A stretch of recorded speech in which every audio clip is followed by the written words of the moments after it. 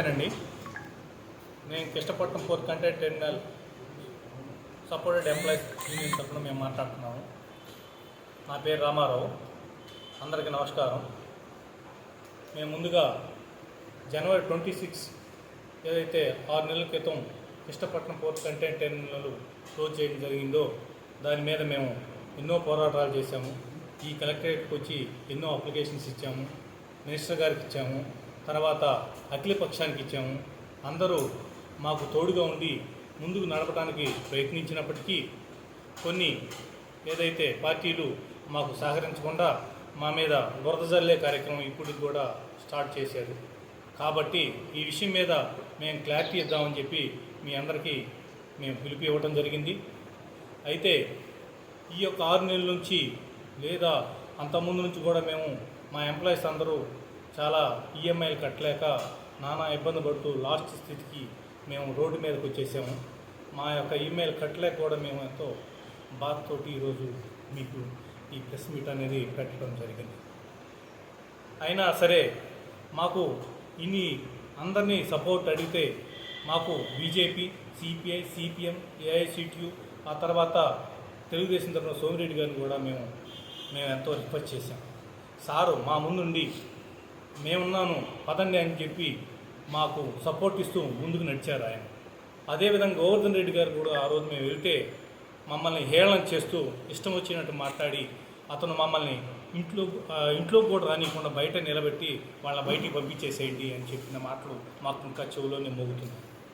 అయినప్పటికీ ఆయన కోర్టుకి విజిట్ చేసి ఎన్నో విధాలుగా మారేడు కార్డు చేయాలని చేసి మసిపుసి మార్కెట్ చేయాలని చెప్పి ఈ కంటైనర్ టెర్మినల్ ఇక్కడి నుంచి పోలేదు, ఇంకా ఇక్కడే ఉంది నడుస్తుందని చెప్పి ఆదాని చెప్పిన అబద్ధాలే ఇతను వల్లి వేసుకుంటూ ఇప్పుడు దాకా వచ్చాడు.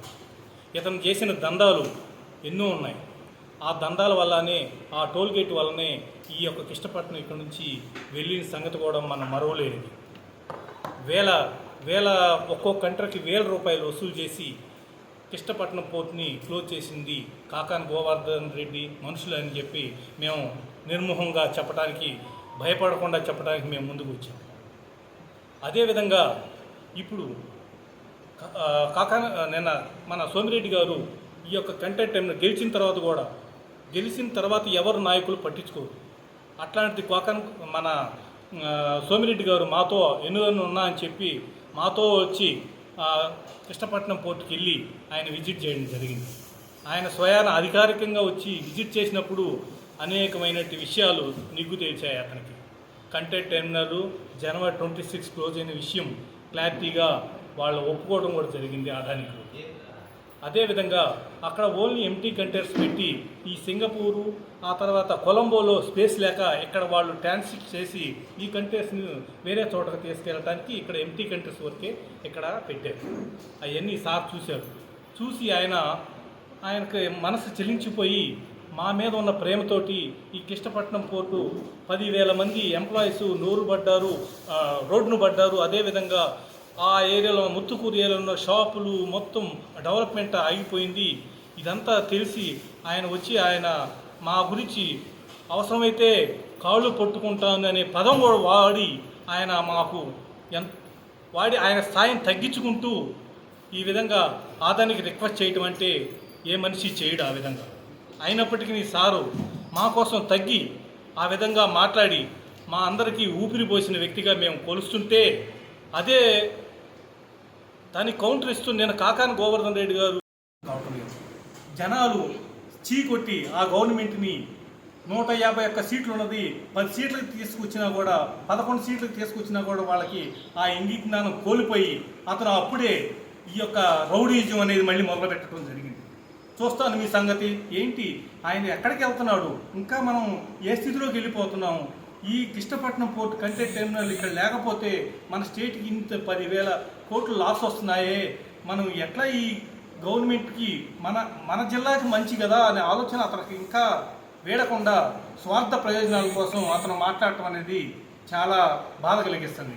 మాకైతే ఎవరైతే సపోర్ట్ చేశారో వాళ్ళ గురించి అతను చండాలంగా చొక్కేసుకుని ఏంటంటే ఆ భాష అసలు అతని అతనికి అసలు మినిస్టర్ ఎట్టిచ్చారు, ఆ నలుగురు ఉండే కదా, ఆ మినిస్టర్లకు ఉండే కదా ఈ గవర్నమెంట్ పోవటానికి కూడా కారణం. అది తెలుసుకోకుండా అతను వాళ్ళ సీఎం అయితే ఎవరున్నారో ఈ పనులను చేయడం వల్లే కదా అతను అవసరమైతే నేను ఈ సన్యాసం తీసుకుంటా అన్నారు.